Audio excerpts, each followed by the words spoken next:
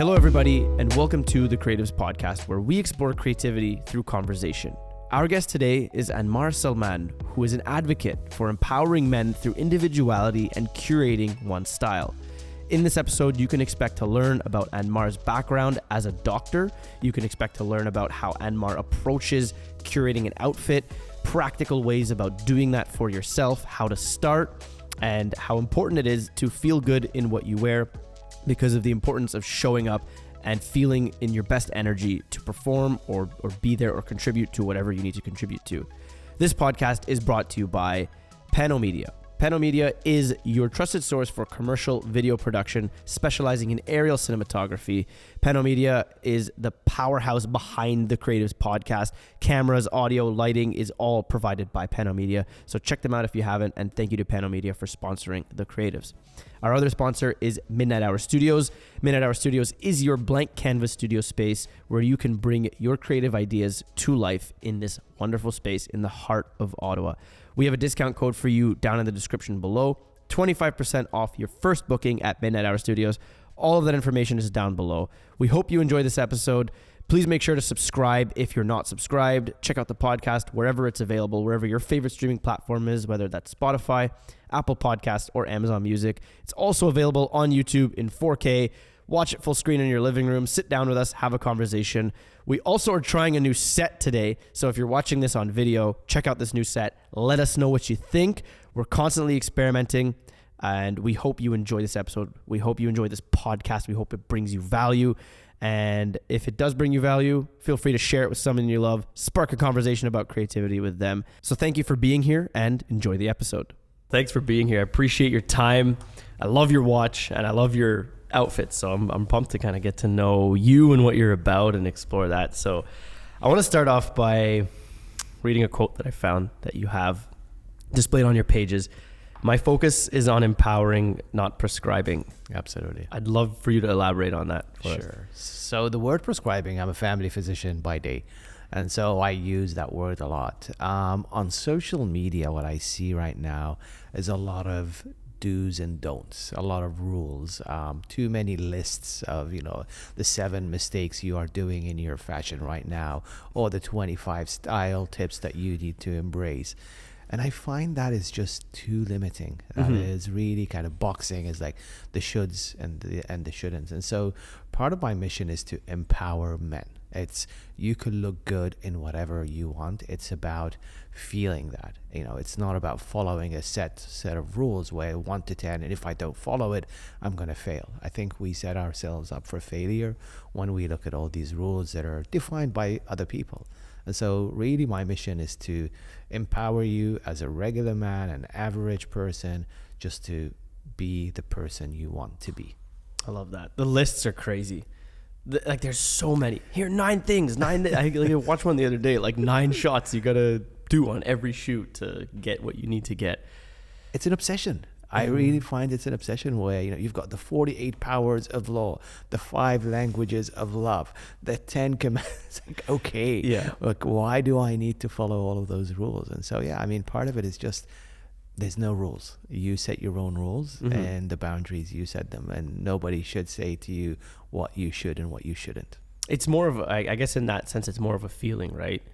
Do you the empowering and the because it's you set your own rules, you kind of go with how you feel, go with your gut. Do you believe that?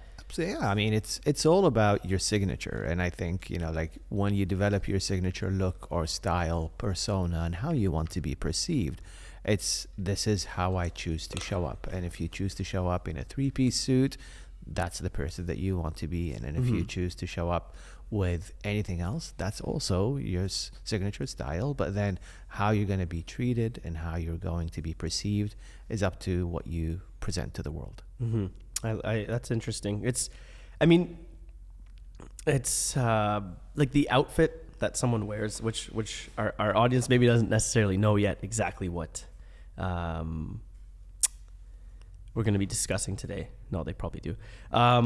So one quote that I like is the expression on your face says more than the clothes on your back.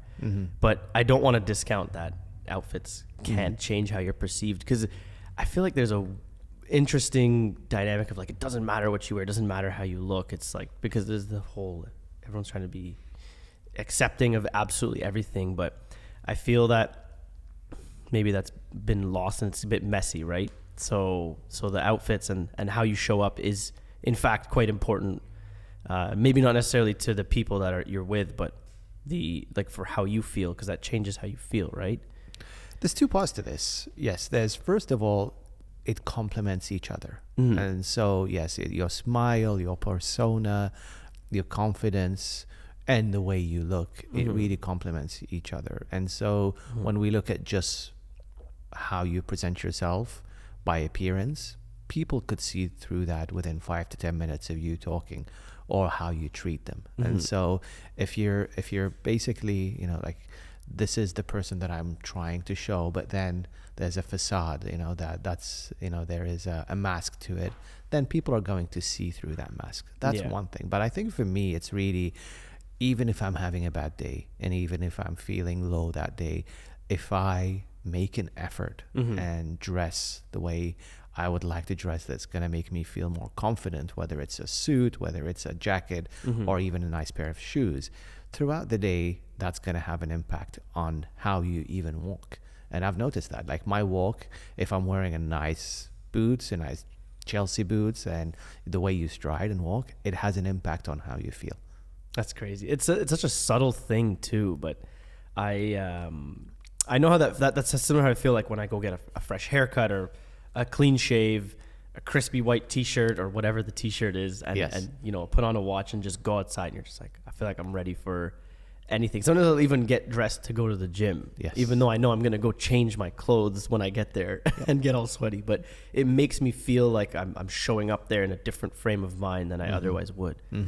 The showing up, that's absolutely, it's, you're putting in effort. And I find during the last few years with the pandemic and working from home, I see a lot of people come through my practice as a family doctor, and I feel working from home has been not so good recipe for our health in terms of showing up, because you just choose to roll out of bed and you've got all of your screens opened up, but then by midday, you know, you're not feeling well because you're still in your track pants or pajamas.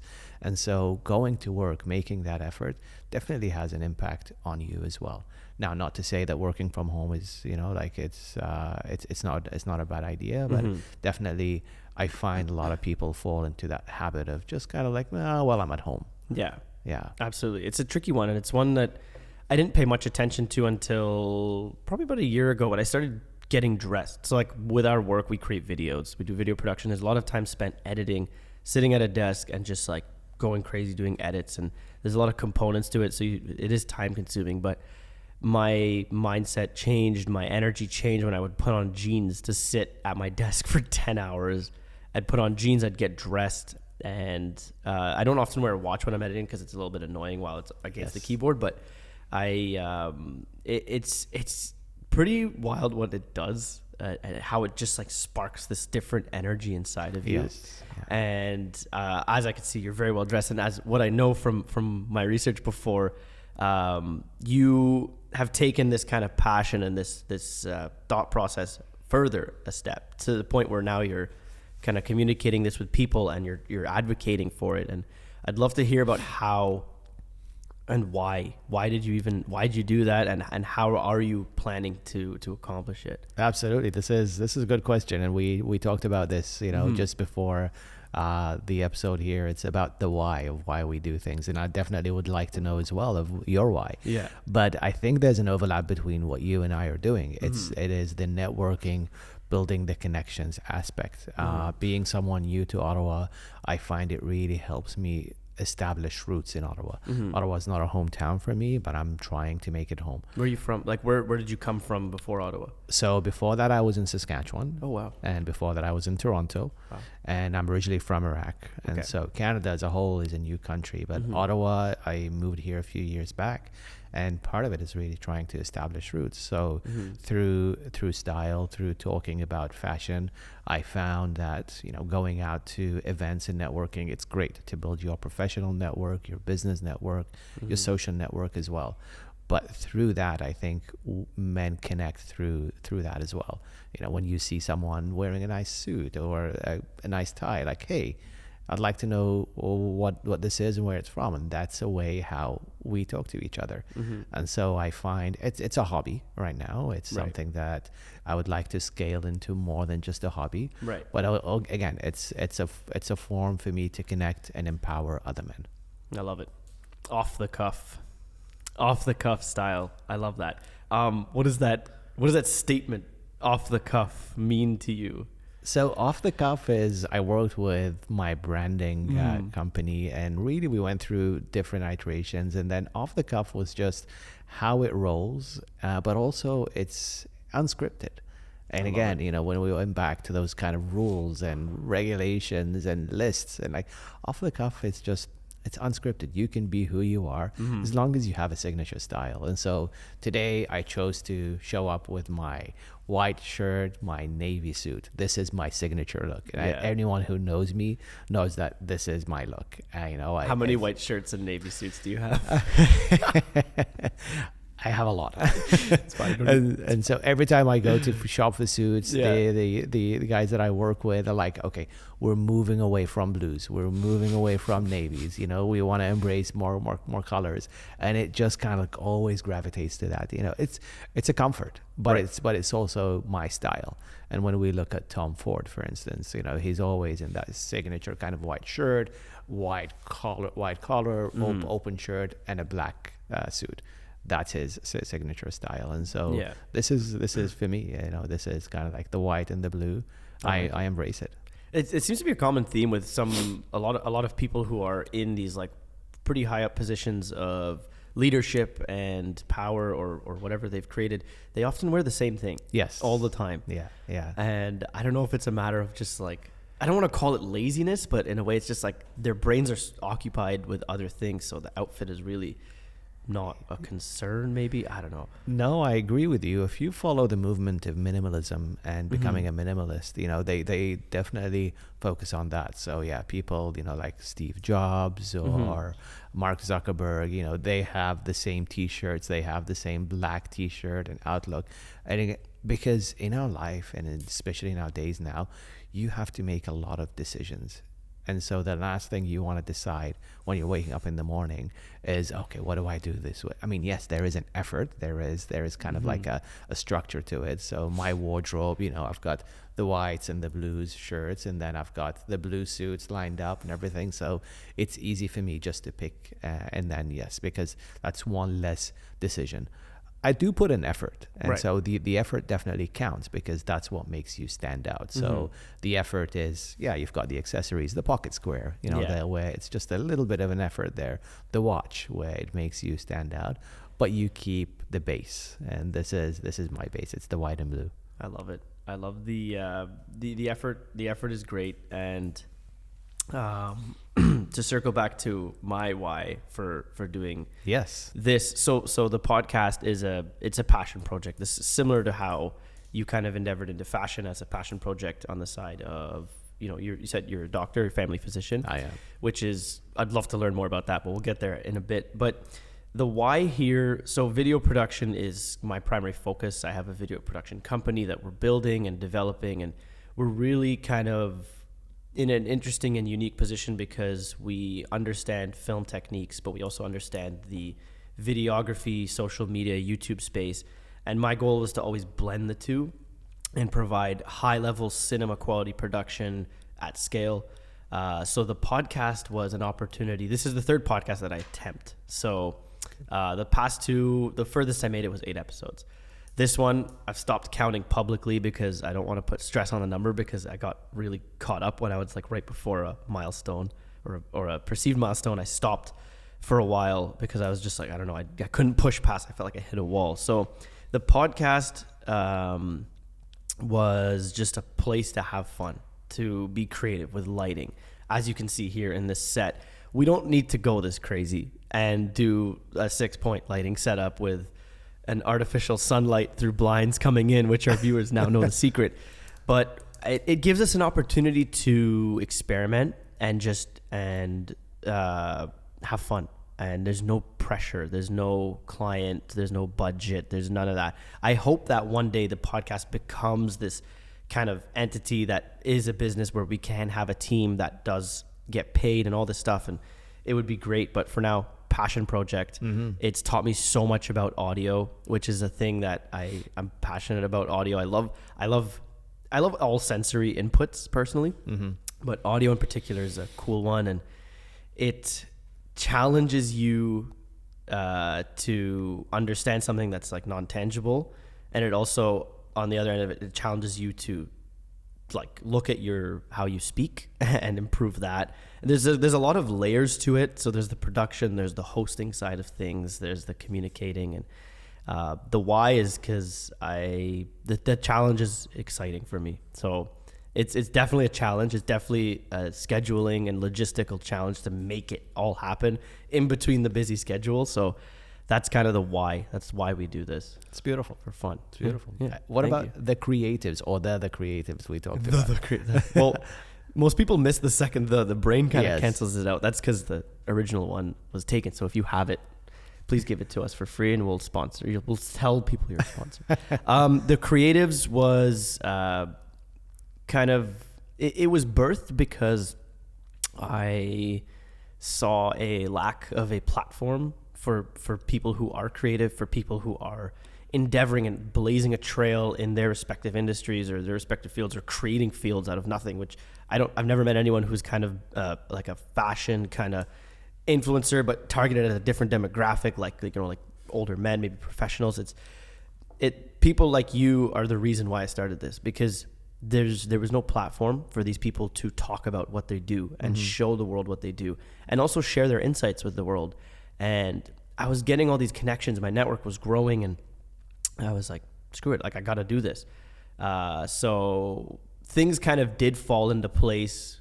Plus I did put in a lot of effort as well, but it's, the preparation met the opportunity and created this kind of thing that we're doing here. And the Creatives was born as an exploration of creativity through conversation. So that's it. It's just an exploration. We start with creativity. That's kind of the main theme, and the conversations flow and they go wherever they want to go. And I try to weave creativity into my questions, which I will continue to do throughout this conversation. But that's kind of that's the why and how and the what, I guess. That's beautiful. I mean, yes, you've got a beautiful space. You have a beautiful vision as well. And I think, yes, through that, your why, definitely, as long as your why is there, then you're able to kind of navigate that and see where it goes. Sometimes I don't know why, though. That's the crazy thing. Like, it's like a feeling. I'm just like practically, realistically, sometimes this makes no sense. It costs money to do it. Yeah. It takes time to do it. It takes energy. I could be resting instead of prepping notes at the end of a 10-hour workday, writing notes for 2 more hours after that. So it doesn't always make sense, but I'm starting to understand that things don't always have to make sense. But if they feel right, then I'm drawn to them. So I'm kind of trying to break down those barriers of judgment, of like not doing things because I don't see anyone else doing them, or they're just practically ridiculous. So I'll tell you my input on that. And Yeah. I agree with you, because a lot of people ask me, is like, what are you doing? Like, why are you doing this? You're a doctor, you could be as busy as you want. And what is your why? And I struggle with that, but why? But I went through an exercise last year of values, of looking at my personal values. And we were doing that as part of a team. And so the 2 striking values, we were asked to select the top 3 out of a list of values. So connection and community were the big thing. And so for you, or for me, Yeah. So connection and community. And so through what I do, it's a means for me to connect with like-minded men and build a community. And so that community of people that I get to know, that help me grow spiritually, grow in business-wide, but also your social professional network. And so sometimes I kind of, the why is not that important. It's if I'm aligned with my values, which is connection and community, that it makes me happy. Yeah. And it's this underlying reason for doing it. It's not, it may not necessarily be that you're doing it, but it's your reason behind it is that connection and community. one of my good clients would always tell me, Ramsey, it's not about the habit, it's about the reason behind the habit. Correct. And the reason behind is what's going to drive you through those, you know, those really hard days where you have no energy. But if there's a compelling enough reason, compelling to you, then you're just going to blaze through, and you're going to show up when you're not in the mood, and you're going to show up when you're pumped, and it all, it's an ever unfolding puzzle, I find. And that's why this exploration of creativity is this like ever unfolding thing that's never going to end. It can't end. Absolutely. We're never going to, just when I'm like, okay, I think I understand, I have a good grasp on creativity and things, and just like, and someone gives me a new perspective, I'm like, oh, cool. Like, never thought of it like that. It is endless. Yeah. Absolutely. So that being said, Anmar, what does creativity mean to you? Creativity is being able to really explore outside of the box. You know, we all have those kind of defined tasks and responsibilities throughout the day, whether, you know, you're working in healthcare or an engineer, you know, you've got these defined tasks. But creativity allows you to kind of think outside, and, you know, it's more, it feeds your mind, it gives you ideas as well, but it also helps you tap into kind of like the side that you never thought you had. And so when it comes to style or living as well, like I found now in my mid-40s, I love interior design and architecture. And, you know, that I was never able to explore that. But now, you know, I subscribe to magazines like Architectural Digest and Dwell. I learn about mid-century modern movement, but you know, in addition to kind of what I'm doing in terms of the style. So it's an outlet for me. The creativity is an outlet, because throughout our day, you know, we've got the set, you got to be at 8 o'clock there at work, you got to finish at 5, you got to pick up the kids, you got to do all of that. And so having that outlet, whether it's something that provides you that passion, whether it's the creative side. And so for me, I've learned a lot over the last couple of years about men's style and fashion and suiting and what makes a good fabric, and learning about the people behind it. It's a journey. And then learning about social media, learning about Canva and podcasts and all of those things that have never been kind of in the realm of what I do. But it's a continuous learning cycle. It's a, you know, you're not stuck in one place. You're always continuously learning and amazed by the creatives that are out there, the people like you who are doing the amazing work and just kind of like feeding what you like, which is the creative soul. I love that. It's it is that, it's almost like that magic in the background of the mundane kind of day-to-day responsibilities. It's the thing you're thinking about when you're stuck in traffic to go drive to your appointment that you maybe don't want to go to, and it just keeps you dreaming. And that's one thing I always try to remember, is to always never limit myself from dreaming like as enormous as possible, outrageously optimistic, and sometimes to a point where it's like, this feels kind of silly, but it's also fun. It makes me laugh, makes me smile. But it's interesting that you're drawn to kind of like interior design and fashion, because it's all about like you're putting together a collection of things in a way that someone else might not actually see. And that is a reason why I love doing video production, because you can give two people the same equipment and they can assemble a set with lights and cameras in a very different way. That's why I love cars. I modify cars, I race cars. But that's why I love cars, because it's an expression of one's creativity. It's expression of one's self and technical ability and ability to find information and source parts and put them together in a way that no one else has. And anything that I think I'm drawn to anything that people can do in a unique way. Like, no one in the world has probably put together the outfit the exact same way that you have. And I think it's cool. It's individual, and that's what makes it attractive, I guess, and enjoyable. I think what we're trying to do, Ramsey, is really, we're regular people with passions, and I think people relate to that, you know, because the majority of us are average people who are living their lives, and, you know, yes, we are creative in each our own unique individual way. I always say we're a piece of art. You know, you're walking, and how you present yourself through your style, through your office, through your home is really your signature look. And so previously, I find before social media, people were relating to the top 0.01%, you know, the Michael Jordans and the different architects and designers. But in reality, you know, those are the top 0.01%. Whereas the regular people like you and I who are walking every day, and that's, you know, what I'm trying to do is to empower people. It's, yes, you can be creative. You can be a doctor. You can be creative. You can be Ramsey, a digital creator, videographer. But, you know, you've got a forum that you've created that you enjoy. And people love to see that and hear those stories. Yeah. The evolution, the imperfection, I think is enjoyable because it's relatable, like you said. And I want to kind of go back a little. So practically speaking, so as a man, as someone who never particularly put too much emphasis on fashion and curating an individual style, I enjoy just crispy plain t-shirts with nothing on them, good fitting pants, and a clean shave and a clean haircut.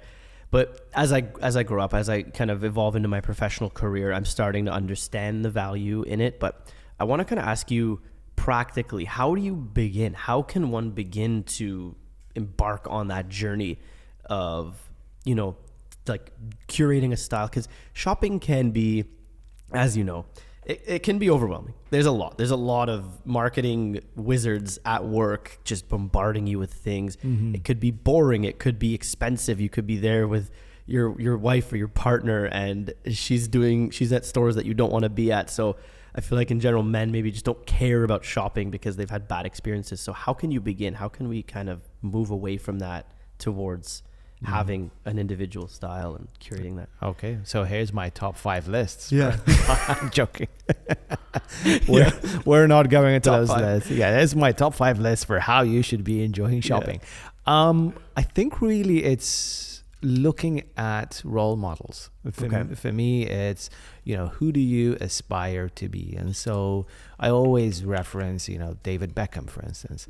David Beckham is a man that I have high respect for, you know, as an athlete, but also how he managed to transform himself. He's a brand right now. You know, he is someone who's trying to, you know, like, he's moved on from being an athlete.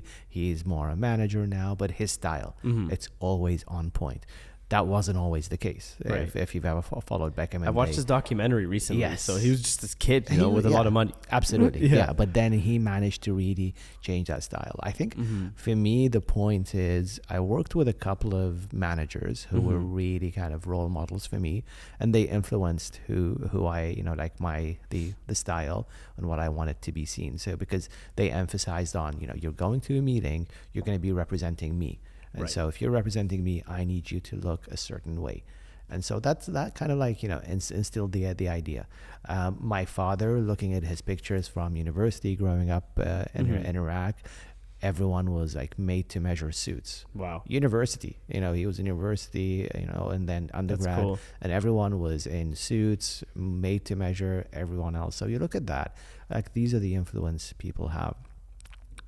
Beginning, really, it's just make the experience enjoyable. And, you know, it doesn't have to be, you know, you're going to get a made to measure suit and getting fitted. And I know how men are intimidated by that process, but really it's time for yourself. This is time for myself. When I go, I'm picking out the garments that I want for the season or the looks that I want. And so make it an enjoyable process. I seek out help all the time. And so when I'm going to a place, I always look before I research who's working there, what are their style. I book time with them. And so instead of wandering into a store and not knowing what to do, just book time with them. Those people who work there, this is their passion. This is what they do all day. So they'd love for them to kind of walk you through the process and enjoy it. You know, you don't have to buy right away, but just go through, explore, and educate yourself. I subscribe to magazines like The Rake. And so The Rake is a good forum. Really, you know, it helps me kind of understand who's doing what in the world, but it also develops your personal style. It's not, I don't think the rake is for someone who's a beginner. Right. Should begin there. But I remember my first subscription with the GQ magazine in 2008, where they had the before and after. So, they take a man in a suit that is 2 sizes more, and then kind of like, okay, this is how he looked like. This is what he is now. And I was like the before look. From like off the shelf to fitted suit? Yes. Okay. Or not just fitted, but just kind of like making sure everything fits, everything in style. And so when I looked at the pictures, like, oh, I was in that before category. And so I started to literally cut out pieces from those magazines, like, all right, this is what I want to be.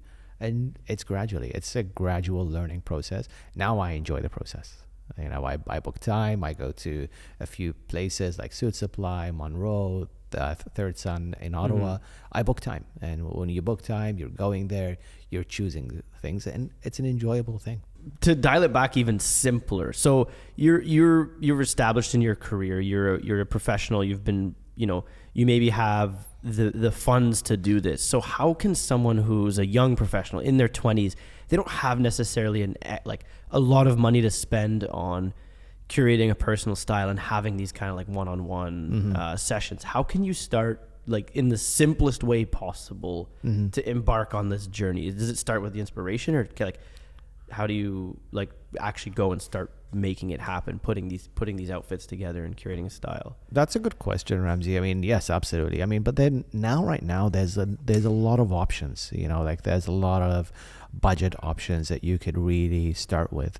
But it's all, for me, it's about curating your personal style. It's about who you want to be seen and what you want to be seen as. If you are a digital creator and you want to be seen relatable, I don't think a 3-piece suit is going to be making you relatable. However, if you're aspiring to be in the banking or the finance, then that's something that you could really aspire a look to. I would say begin with Pinterest. Pinterest is a powerful tool. I don't know a lot of guys who use it, but I have boards for everything. Cool. Pinterest board for summer, for kind of like the wedding look, the events look, and that's inspiring. But in terms of outlets, there's a lot of them out there. A lot of them are online now, really things that are on budget, accessible. And I find as men, we support each other. We help each other. And I love it when someone approaches me and like, hey, I love the suit, or where do you shop, and because that's a way for us to relate, to help each other. So if you see someone who is dressed well, have a coffee with them. Ask them about their style, really. Ask them about where to shop. For me, I do that all the time. I go to an event. A while back, I was at a gala. I met an architect there, Jay Lim. Jay is an Ottawa architect. He was dressed to the nines. Beautiful suit. And then I reached out like, hey, who are you? What do you do? And then we talked. We connected. I learned about his business, his aspirations.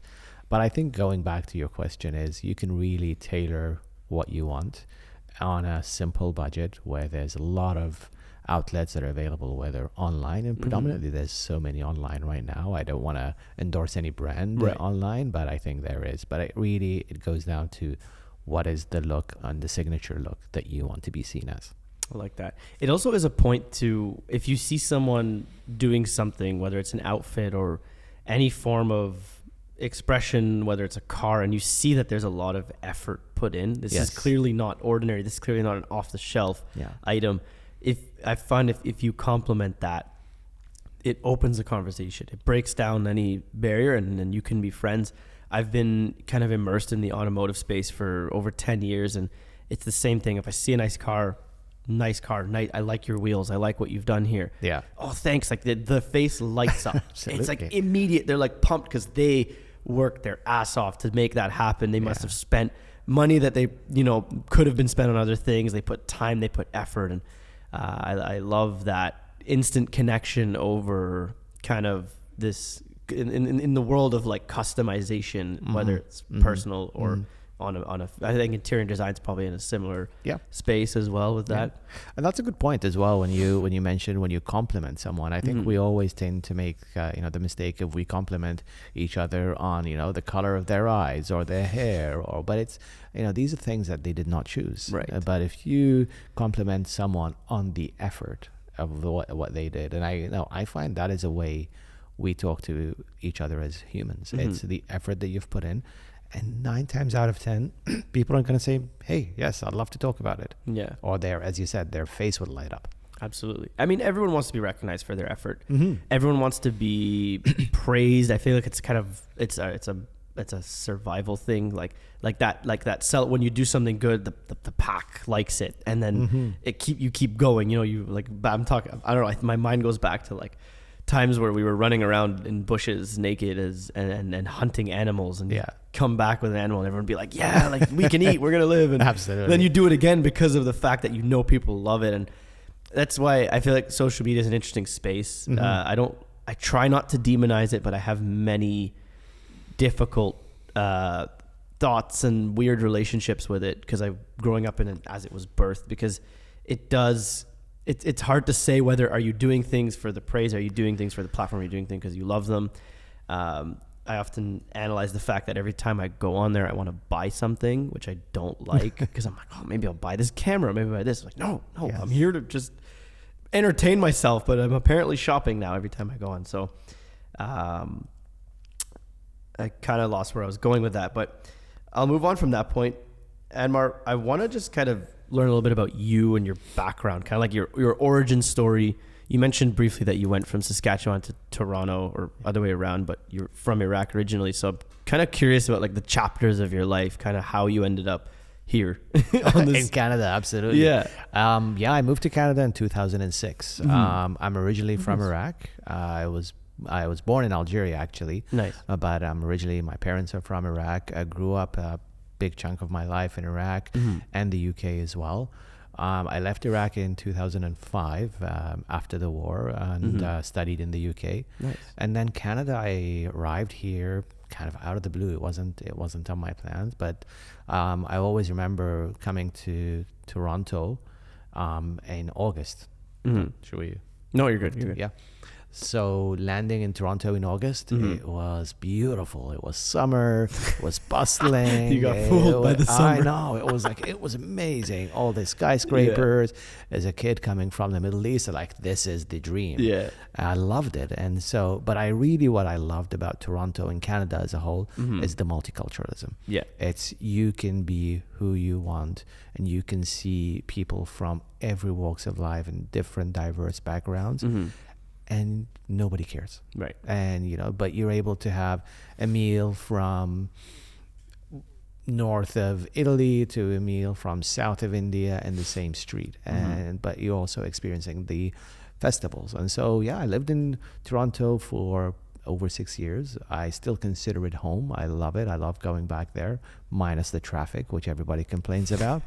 And then I ended up in Saskatchewan. I went to train in Saskatchewan as a family doctor, stayed there for 4 years, and then decided to move back to Ontario. So my family, my wife is from Ottawa, and we decided to move back to Ottawa. Yeah. Establishing roots, pandemic hit, and so really I wasn't able to go out and network and build a social network. And so after the pandemic, I went, a full throttle. Really wanted to go out and know the scene and know who's doing what. And I find Ottawa, there's so much happening. Yeah. When people say Ottawa's boring, like, yes, you just don't know the networks. And I find there's so many networks, so many events, so many people just want to reach out and help each other. And that's what I'm finding. And I'm loving that. And so part of Off the Cuff is, I go to events and people, you're the stylist. They're like, well, I'm a doctor as well. Yeah. This is just kind of. But it's crazy. You've made that you've made enough noise doing that kind of hobby, which is now kind of evolving, that you're known for that. And you're like, oh, you're a doctor too? Like, that's crazy. Yeah. And I find, just because most of us as in healthcare, we're keeping heads down, we're busy. And yes, understandable. But I think for me, it's just a way to stand out a little bit. And so I did an interview with the Ottawa Business Journal last week, and I just had to kind of like make sure it's like, but I'm not we're going to talk about men's style, but I'm in healthcare. Like, we know that. Yeah. Like, okay, good. As long as you know that. Yeah. I think there was a top 5 list on that article. There was. I know. I'm just playing. They asked me like to my top 5 list. They're like, okay, I'll whip something. I guess I'll give you a top 5. I'll chat GPT a little bit and see what's going on out there. Yeah. That's hilarious, man. I want to in your journey as a family physician, was there any room for creativity along there, or did you feel that this outlet was born because you had no opportunity for creativity in that profession? Mm-hmm. Real creativity, you can find it in every day and each moment in every day. And so I think creativity as being a family doctor, there's so much opportunities. And at Novel Health and at the clinic that we began in 2021, there are so much areas that we are innovating in on daily basis, from improving workflows to using AI to help us with our notes. We have a portal that people are able to book online and communicate. So there are a lot of aspects of creativity. I just found that for me, there was more that kind of artistic side that I never got to explore. I don't know. I mean, coming from the Middle East background, your parents and your family are always pushing you you can either be a doctor or a lawyer. And so I never explored, you relate to that probably, but it's very common. And so, it's either you're a doctor, you're a pharmacist, you're a lawyer. And I always had that kind of, passion for architecture, engineering, interior design. I never explored it. And so having this kind of side now where it is a creative side, that kind of, it's a hobby. It's an expensive hobby to have suits made. But I love that aspect of it. But going back to your question, there are a lot of areas in family practice that we are creative every day because we just look at everything. I love that. Yeah. I love that. Like I like to ask this question, like, how can you be creative in X industry? And, people who embody creativity truly find a way to be creative and kind of, they keep it in their forefront, even if you could be doing anything, but you can be creative about how you approach it. So I love to hear that, it does kind of flow into there. You weren't just like completely like, this is just work and then turn it off, move on. No, it really, I mean, it helps me a lot. And even those networking aspect of what I'm doing with my style and off the cuff, I have a lot of people who are reaching out and like, hey, we want to partner up or we want to team up. And I believe in the team-based collaborative approach in healthcare. And so yesterday, for instance, we had the Heart Institute. The University of Ottawa Heart Institute came for a clinic to screen for valvular heart diseases. And so that could not have happened if, I was kind of working and I wasn't on social media. I find LinkedIn is a very powerful tool. Oh, it's crazy. Professionally, it's an amazing tool. And so putting content out there, people are reaching out. It's like, hey, we like what you're doing at Novel Health, at your style, and like, is there an opportunity for us to overlap? And so we usually have a coffee, and then the creative side comes out. It all, like, every great thing starts with a conversation. I try to remember that. And a coffee. And a coffee. And a water. Yes. And a nice suit. Yes. And a nice watch. But so how can we, I want to kind of make that connection between style, fashion, and then wellness. So like actual biological health in your bodies. Like how where does that overlap happen? How does that happen? So again, back to the point of how you choose to show up. And I always say, I could be having a very bad day or waking up with, a very bad day, but how you choose to show up, it truly impacts your day. And so you find by midday, you have forgotten, or whatever is troubling you on your mind is not there anymore, or it's not important. It's not taking up that mental space, because part of it is, you're there, you're dressed well, you're showing up, and this is how you choose to present yourself. Yes, we can have a bad day and be at home in track pants and not feeling well. I don't know if that's going to really help your mental health. Back to your point, when you're going to the gym, you are, you're getting ready, you're making the effort. And so that effort really translates into, yes, I'm going to have a good day because I've put in the effort. Part of it for me is really, if my suit jacket is or my shirt is I'm trying to button it, I'm like, all right, no, I'm not liking what I feel right now. So I got to make more effort to go to the gym or, exercise. And so really, yes, it does influence my mental health, physical aspect as well. But also it's a form of like, yeah, if you look good in a nice suit or a nice jacket or whatever garment you're wearing, and you look at yourself like, yeah, I like what I'm seeing. Yeah. It changes your perspective, your attitude of how you look at yourself. So then it almost like indirectly affects your health, because it's not the fact that you're dressing well, so now your brain and your body are functioning different, but it gets you to do the things that would have otherwise been difficult, or you wouldn't have done them, right? Yeah, absolutely. It's part of the package. You know, again, it's the choices that you make. You know, whether it's the choices that you make of how you dress, how you show up, but how you eat, where you eat, all of those choices. Yes, you have a choice to grab a quick meal, and well, is it going to be healthy for you? Not really, but it's all about the choices. And when we put an effort into the choice that we make, then it indirectly influences other factors as well. And other people too. It influences the people around you to, they see the level of effort that you're putting in. They're like, cool, like, you know, I'm going to try that. It's contagious, which is great. Absolutely. And whether we like it or not, we judge people on the first thing that we see, you know, the appearance. Yes, then the content comes in, and then, you know, the mind. But I think it's very important as professionals, you know, like this is the first thing that people are going to see. Yeah. And that immediate kind of, yeah. It is the reality of how our brains work, and whether you choose to feed that judgment or be patient and wait for more information to come, that's up to you. In a world, Anmar, where masculinity sometimes is misconstrued, there's the buzzword of toxic masculinity. It just can be taken in a wrong way sometimes because of a select few individuals who have painted a picture for men that is not actually accurate representation of men as a whole. So how can we empower one another? How can we be bold and be brave in today's world where being a man can sometimes be like seen as a bad thing? Ramsey, how much time do we have? Because you've just opened up a whole episode. These are conversations that I have been having with so many like-minded men, and I just feel this is a topic that we revolve all around, and most of the conversations do revolve around that. And I'm just kind of like, okay, this is a big conversation. We got at least 30 minutes. All right, let me prepare my list. Your list. What I see right now, what's happening is, yes, a lot of the young men are seeing the toxic masculine. What is the toxic masculine, and how is the toxic masculine portrayed? But they're not seeing what a healthy masculine is.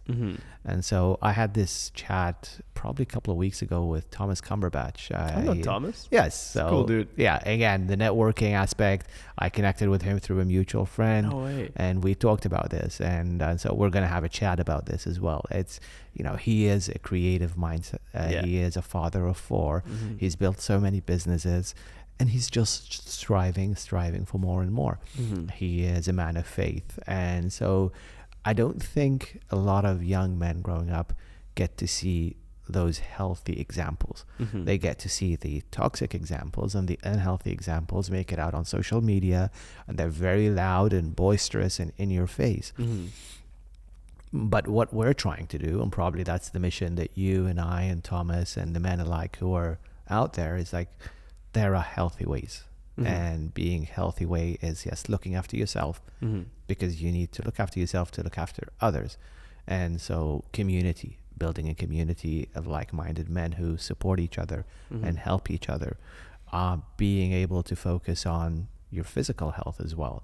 So most of the young men need to see those examples of what a healthy masculine is. And then that trickles on your life as well. So when you're mentally and physically healthy, then you're able to contribute more to your community, to your family, to build healthy infrastructure.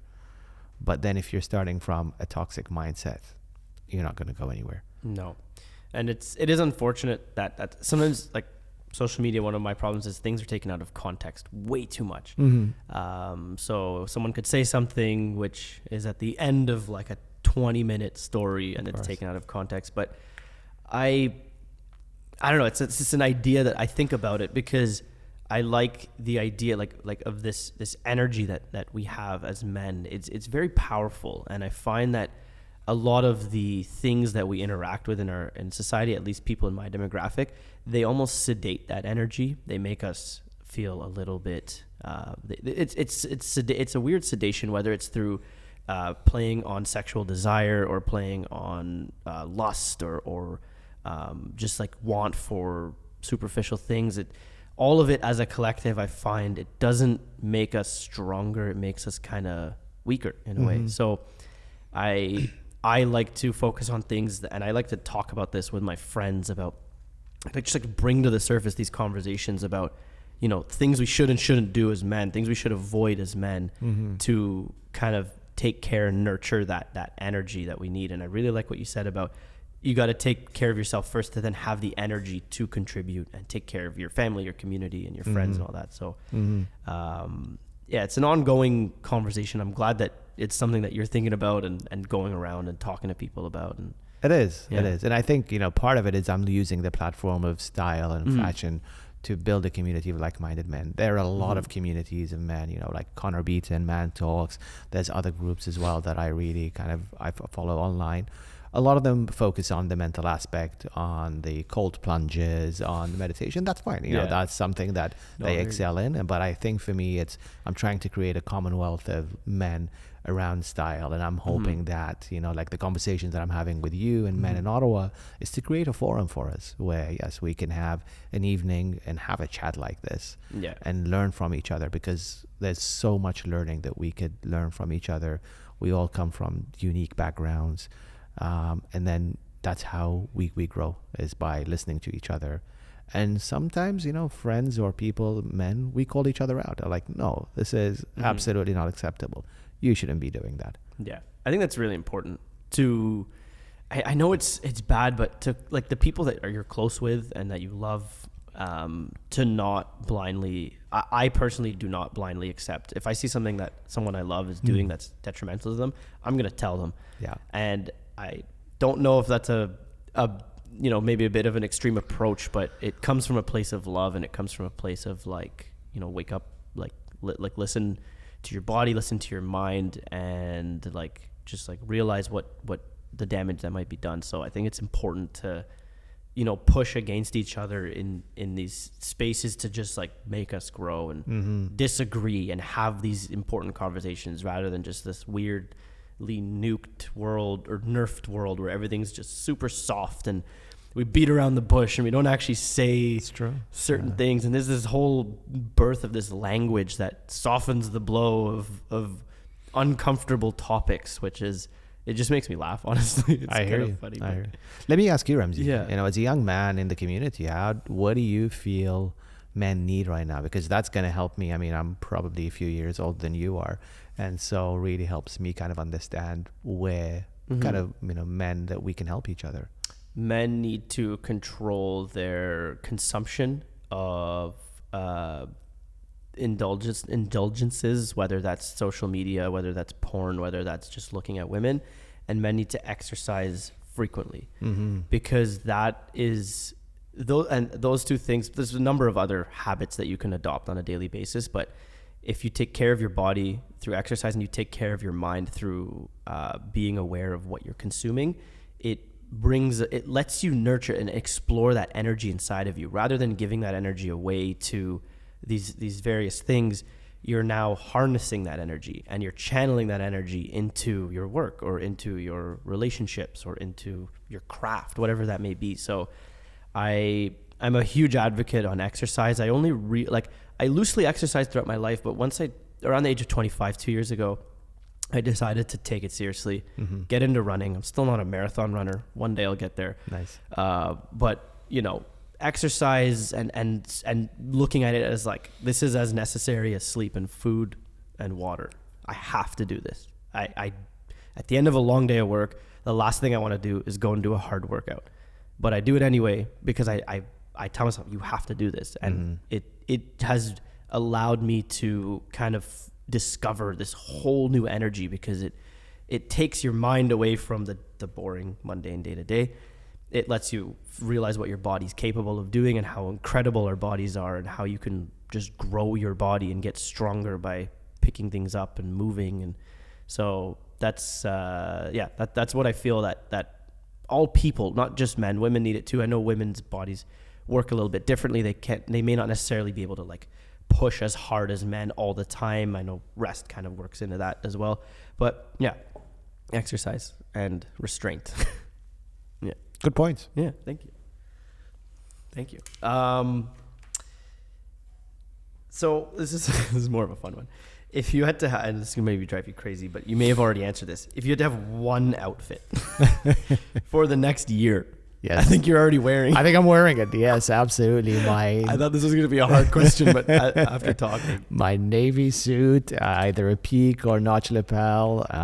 It's comfortable. Mm-hmm. It's versatile. You can wear it as you can make it as a 3-piece. You can wear just the pants. You can wear the jacket with a pair of jeans. There's so much you can do with a navy blue suit. Yeah. The 3-piece is jacket, shirt, and a waistcoat. And the waistcoat's the third piece. Yes, the waistcoat is the third piece. So, and then, so you've got the Harvey Specter look, from Suits way, that power suit. But yeah, with a navy suit, you can basically go from the boardroom to the nightclub and anything else in between. Yes. Go to coffee, lunch. Yeah, absolutely. Could you go to the gym in a navy suit? If it's comfortable enough, like this is pretty nice. I feel, it's really the fabric it's comfortable, but yeah, like a navy suit, you can't go wrong. That's freaking awesome. So similar to like in the automotive space, there's holy grail cars, these cars that are like, they're unobtainable. They cost millions of dollars. Things such as like a Ferrari F40, yes. Porsche Carrera GT, McLaren F1. Like these are like the cars that have shaped the industry and shaped a whole culture. These are like considered the holy grail. So in the space of fashion, is there a holy grail like outfit or designer that you like aspire to that's like way out of reach? Yeah, suits-wise. I mean, I don't want to mention names that people are probably not like, who are these people?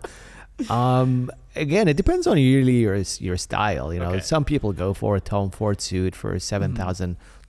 But I mean, if that's your style, Tom Ford suit. Mm-hmm. For me, I've been again reading on the Rake and so Chief and Alley. So it's a family business. They're Italian. They've set up shop in Paris, and they've even come up with new ways to make suits. Mm-hmm. Like they've got what's called the cigar roll cuff here around the sleeve. Interesting. And so that's something that is really I'd like to have that. Yeah. I think every man who's into the made to measure space would like to get a suit made at Savile Row in London. That is kind of like the mecca for getting there and making a suit. Yeah. But have you done it? I have not. No. Yeah, because you got to be prepared to put in a lot of money there. Down payment on a house. It's very expensive, Yeah. but I mean, they say once you do it once, it's like it's an addiction. Yeah. So, but right the now, made to measure or going to that place? well, the made to measure is for sure. Right. It is definitely something that now I do everything made to measure. Mm-hmm. Part of it is because I can't get anything off the rack. Right. But going to Savile Row and getting everything that is bespoke, which is like from A to Z, everything is made to your liking. It is an addictive hobby that I hope that I might make one suit one time there, but not something that I make a habit of. That's awesome, man. Sometimes like in my office, I'll just put up lights just in the winter when it's like December and we have like 7 hours of sunlight in a day. Yeah. I'll just put up some lights and I'm an advocate for light. I love light. Absolutely, I look at how light interacts with my world. I love the sun. I love the moon. I love looking at the sky. And that is one of the major reasons I was so, attracted to video production and manipulating light to create a scene. But one way I learned from the Andrew Huberman podcast, the importance of getting light first thing in the morning. Mm-hmm. And within the first thing on my mind in the morning is getting outside. Yeah. And getting light and getting a bit of movement, even if it's a couple minutes. If I can go for a 2-minute walk, I'll do it. If I can go for 20, great, if I have the time. But that kind of waking up and not using a screen to get that light, and it's very easy to wake up and go check your email, and then your brain goes in 14 different directions and you're thinking about responses. So that restraint there, and then focusing, okay, hydration, sustenance, walk, light, get outside, and then my days just my energy opens up. It just makes me feel better. So I love light. Well, you and I lived in England, and so we know how that lack of light really impacts it. And so when I came to Canada, you know, it was like, I don't mind if it's minus 30 as long as there's sun. Yeah. And so on days like today, yes, there is light. Sun coming. Without sun coming as well. But even though it's cold, I don't mind it. But I found, yes, that day on day, like days and days of just gray, man, it impacts you. Yeah. I'm sure maybe you relate to this, the cold weather brings a whole other option for outfits, right? Of course. Jackets, boots. Oh, of course. And I love jackets. Yes. So much, like leather jackets, pea coats, winter coat if it's really cold. And well, this coat that I made at Atelier Monroe in which one? Toronto. The white one? No, the blue one. The blue one? Navy, so that one is made to measure. Sweet. It is peak lapel, double-breasted, and it was made to measure, full, beautiful. So that's a place in Toronto. They still haven't opened up anywhere else. They opened up in Calgary. So I'm really trying to lure them to Ottawa, or like I'm hoping Ottawa. So yeah, through this podcast, if they hear me, like, yes, we need to bring more style here. Yeah. What's their name? Atelier Monroe. Atelier Monroe. Yes, so Monroe. Fancy. Yes, I love it. So like the world, that whole world is like, it's great. Like I think it's incredible. It's I haven't fully explored it yet. I've never had a made to measure outfit. I go to Zara, buy something from there. Go to Topman, even though I don't know if Topman even exists anymore. And I don't know. Inside they used to be inside the bay. It used to be inside the bay. Yeah. But those brands are what fit me well usually, and I found other sources. But I'll have to. We're gonna have a conversation. Let's have a budget for you, and then we'll say, okay, we'll cap it at this. Yeah. We'll get you a made to measure suit, not bespoke, but made to measure. You know, so it will fit you. Yeah. Beautiful. That's awesome. Yeah. I've recently been like, I love watches. Like I never really paid attention. I never really owned any watches, and then in the last couple of years, I've just like, I got a watch, and I'm like, why have I gone this long without wearing a watch? Yeah. And it's now snowballing into I want more watches, and I'm looking at like the higher end watches, and like I'm convincing myself this is a good investment. Yes. This is how you park your money in a watch that you're never going to sell. So there are good investments for sure, but that's another expensive hobby that, you know, once you get in, I get the packages coming home, and my wife just looks at it like, okay. Says Tudor on the box. Yeah. But I'm part of the Canada Watch Club, if you are as well. I'm not. On Facebook. No. It's a big group. The Canada buy and sell? Yes. Canada Watch Club, CWC.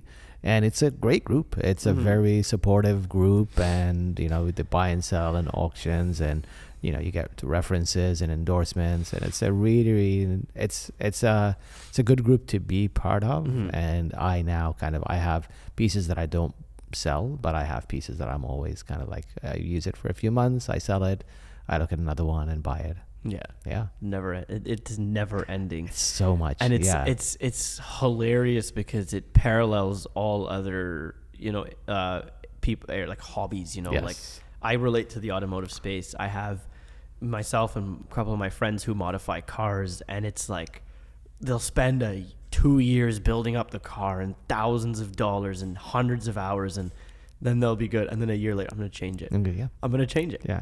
You know, I'm going to go and I'm going to spend another $10,000. I'm going to learn all this new stuff, and then I'm going to change it again. It's just like this never ending exploration. Well, that's purpose.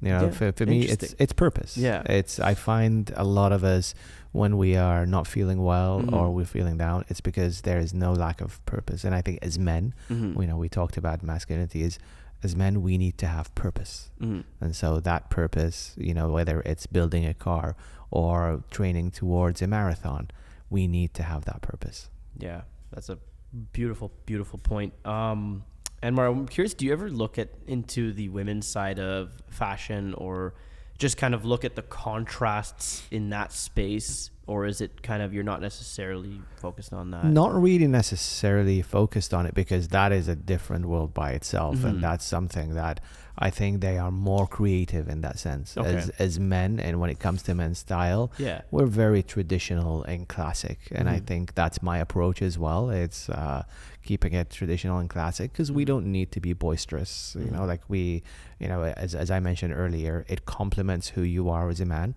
but there's more to you. And I think when it comes comes to women's styles, they're more creative. There's more color.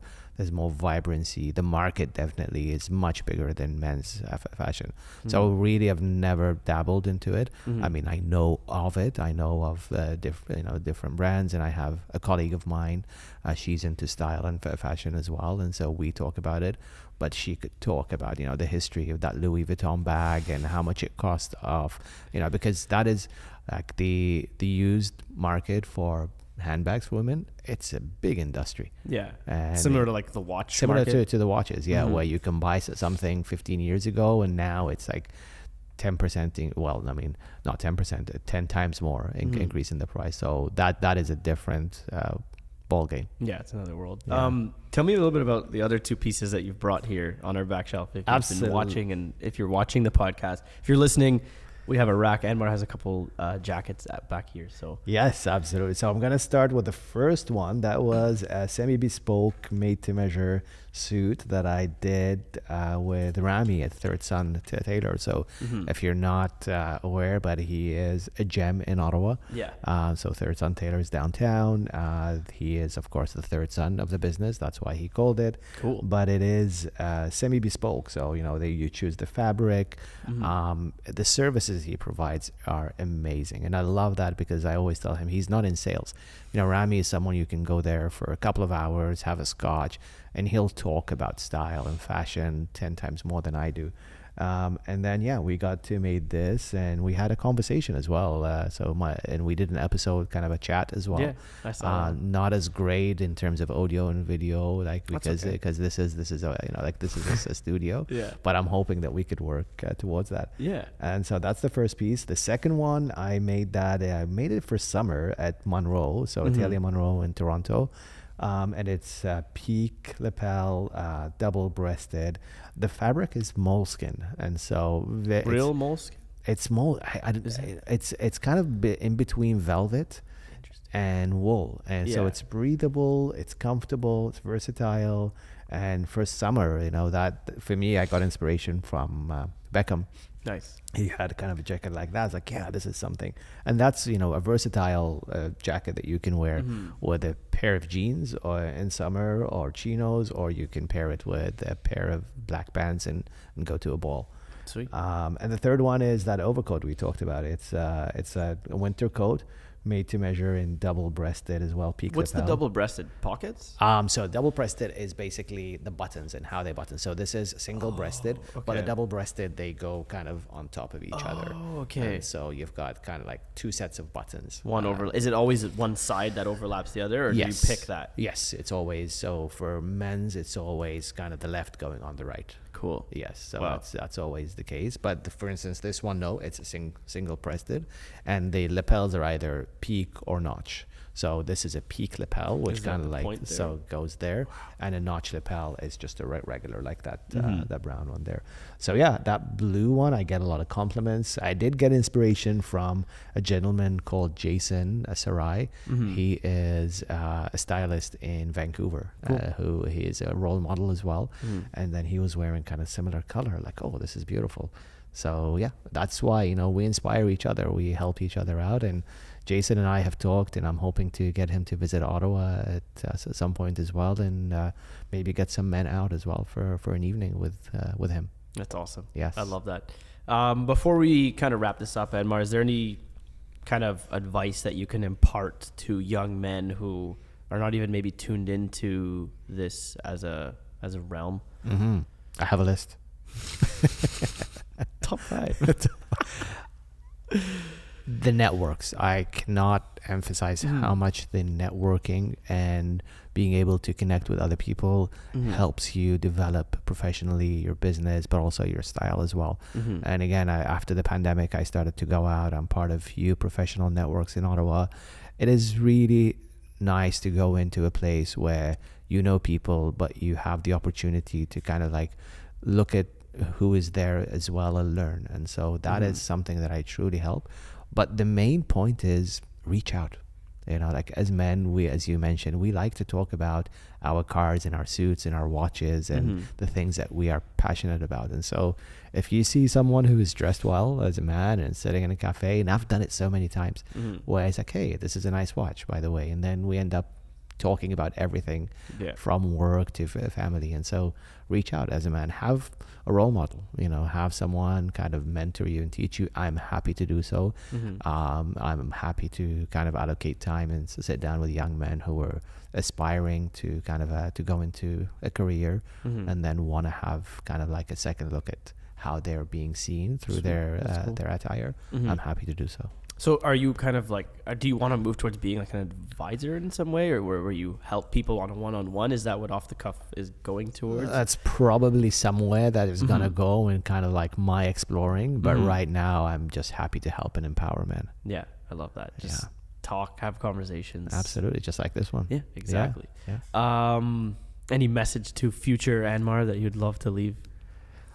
Keep on doing what you're doing. Explore the creative side. I think this is what fuels us. And we know we've talked about the purpose. And so for me, the artistic side is through style and the art of living, you know, always learning new things that are outside of your comfort zone.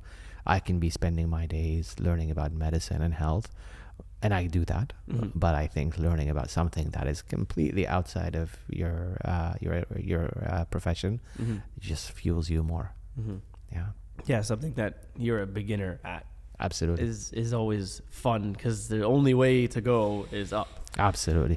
When you completely suck at something. So. Yeah, it's frustrating sometimes, but if you love it, then you're just enjoying the process. Yeah, or if you have a compelling enough reason behind why you're doing it, then it's enough. Anmar, is there anything that you find yourself challenged by in creatively, or in this kind of endeavor of curating personal style? Like, is there anything that challenges you that you're front of mind, always trying to work on and improve? Social media, we talked about this. I think this is definitely something that I am tapping into, and it's learning. Definitely, there's so much out there, but through this, you know, the forum and through the creatives as well, and meeting you, I think I'm learning a lot. You know, I'm learning about audio and video and lighting and the sunlight that we have. And so the challenge is always, you know, learning those new things, and there's so much to learn. It's beautiful, but sometimes it is like, do I really want to do this? You know, is this something that I want to venture in? But for me, it's just continuously learning and challenging yourself to learn and develop, and then looking at photography and the art of lighting. You know, so these are always things that I need help with. So if there's anyone out there who can help me with that, Ramsey, that would be great. Happy to help. I love sharing my knowledge. There's obviously secrets that I will not share with people, of course, but I'm happy to share my methods and my techniques, and kind of I love to give people a starting point, and if they ask me a question, I'm going to give them as best of an answer as I can, and set them off on their journey to figure it out themselves and make it the way they want. So happy to help you in that journey. I do it. Don't use this as an example necessarily for lighting. We go way maybe overboard. You know, is it maybe too much for a podcast that people listen to and don't necessarily always watch? Maybe, but it's exciting. It makes me enjoy like all the work leading up to the sitting down conversation. There's so much going on as prepping as a host, prepping on the technical side, making sure cameras, everything's all good, and then I sit down. Forget all that. Yes. I'm just like, we're here to have a conversation, and this is the first time we do this new set, so thank you for That's great. breaking in this earthy set with me. For those of you watching or maybe just listening, we do have a new set. We're experimenting. Let us know what you think of this set down below. If you're just listening, check out some clips on Instagram or YouTube to see what it looks like.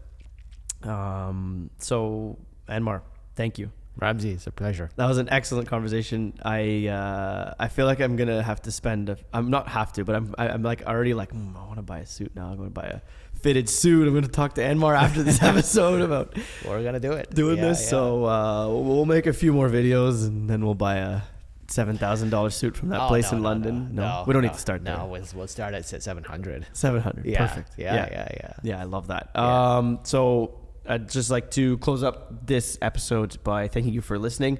The Creatives Podcast is available on all major streaming platforms, including Spotify, Apple Music, Apple Podcasts, and Amazon Music.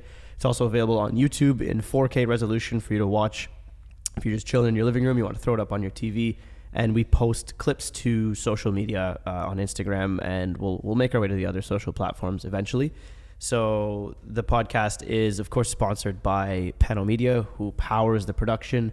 Pano Media is your trusted source for commercial video production and aerial cinematography in and around the Ottawa area. And also a huge shout out to Midnight Hour Studios for sponsoring this podcast by letting us use their wonderful space. This is your blank canvas space to do whatever you want. You don't necessarily have to be filming or photographing in here.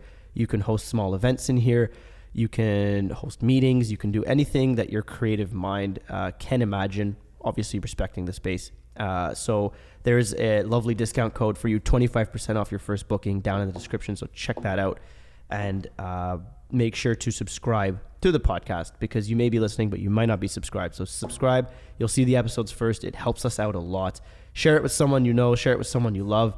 Start a conversation about creativity with someone you know, and pick their brain and challenge them and challenge yourself to embarking on new conversations that are maybe uncomfortable, but try it out. So thank you. Thank you, Anmar. Ramsey, this has been great. Much appreciated, man. Without dropping anything on the table. Yes. Thanks, man. And don't forget to enjoy yourself. Bye for now.